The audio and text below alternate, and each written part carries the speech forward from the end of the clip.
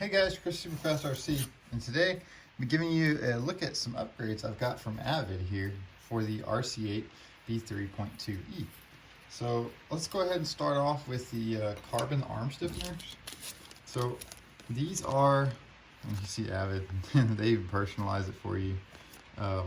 But these are the carbon arm stiffeners. This is the front section, and if you missed my last video, I actually showed off that my factory team associated part on the front arm had actually cracked off right here and wasn't actually doing much good anymore. So it broke. So these are actually thicker than stock, and they're pocketed, which means they've gone ahead and milled out the carbon in the middle to kind of give it some extra flex. But these are the factory, same size as the factory plastic insert, which is 2 millimeters thick, which should give you a little bit more strength and a little bit more durability. And it's also going to fit flush with the bottom of the arms, which is nice because the factory team parts don't. But these will fit flush, and they retain the same screw size that the factory plastic inserts will. So very nice. You don't have to keep an extra set of screws on you to put these parts on. So that's neat. That's the front. Here's the rear.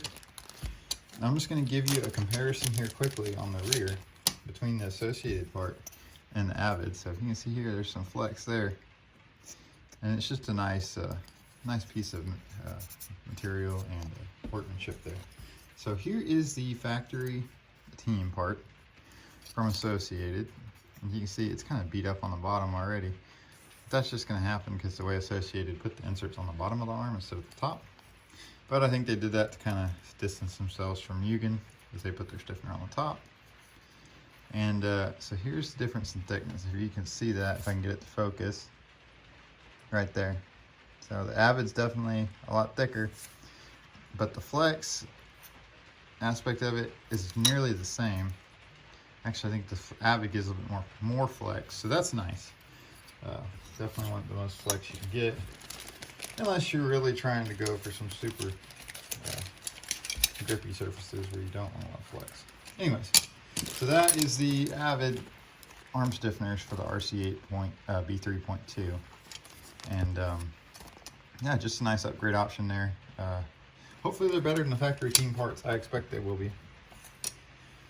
All right, moving on. So this is the bearing kit for the RC8B3.2E, and yeah, so the deal with the Revolution bearings is they're just regular steel bearings, but on the inner side of the bearing you have a metal shield, and on the outer side you have a rubber shield. Now what that does is it gives you less rolling resistance compared to a factory double rubber sealed bearing, and these are actually more durable than factory bearings. I've used them many times before, and you get great mileage out of them compared to the factory things. So my factory ones are already getting a little crunchy, so I'm going to go ahead and move into these. But these aren't expensive. They're like 30 bucks with tax, and yeah, good to go. I also picked up some wing buttons just to replace my factory plastic ones. I've got two different styles here, green of course to match. But so this is marked as a 10th scale button, and this is an A scale triad. And the only difference I can really tell is maybe the A scale is a little bit thicker and it's been milled, but there's really not much difference in size if you can tell at all. I can't get it to focus here. Camera, come on. Anyways, I think it'd serve you the same either way, between the 10th scale and the A scale buttons. They're both M3s, so cool. Just nice piece of bling to add to your buggy. Last but not least, here is a tuning option I picked up. So this is a track width spacer.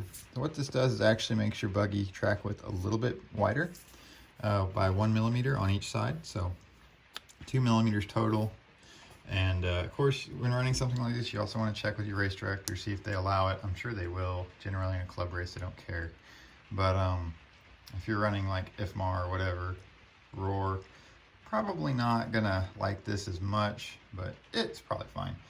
But yeah, maybe give you a little bit wider track, maybe a little bit more stable handling characteristics. But your mileage may vary, of course, with anything in the hobby. So you never know how it's gonna go. But doesn't hurt to try. So anyways, guys, this has been a look at some upgrades from Avid for the Associated B3.2. and E if you have an E. So they'll fit either or.